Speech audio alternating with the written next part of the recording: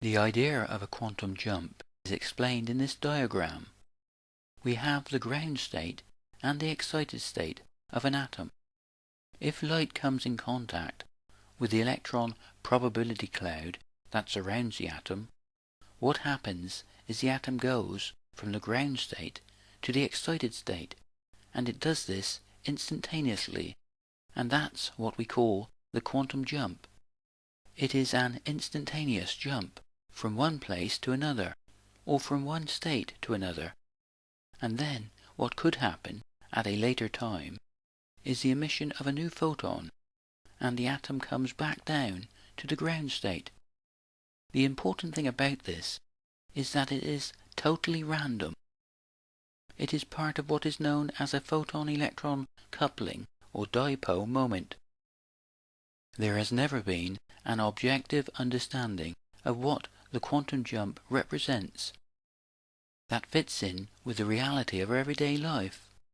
And this is very odd, because this process is continuously happening all around us with the spontaneous absorption and emission of photon energy.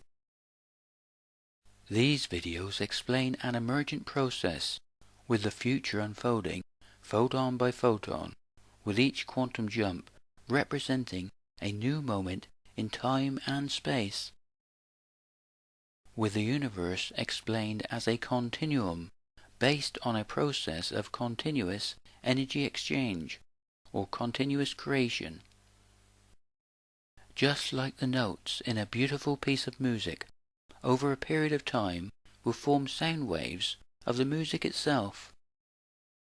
The particle-wave duality of quantum theory will form a kind of dance of creation, of continuous change, that we can interact with, turning the possible into the actual.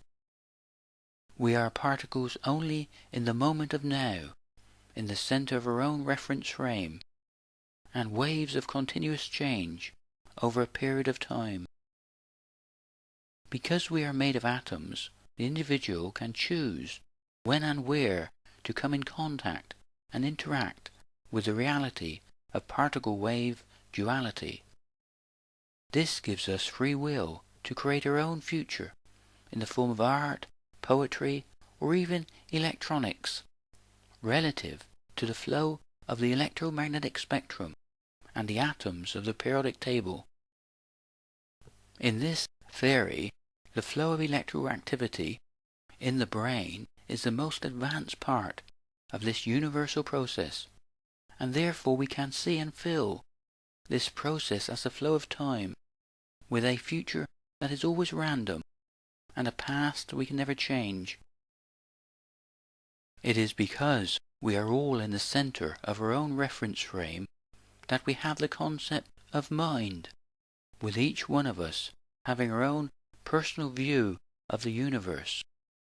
For each individual, only the moment of now is real, with the human eye interacting with the particle-wave duality of light, just like any other object. So creation is truly in the eye of the beholder, in this theory. Thanks for watching. Please sub and share. It will help the promotion of this theory.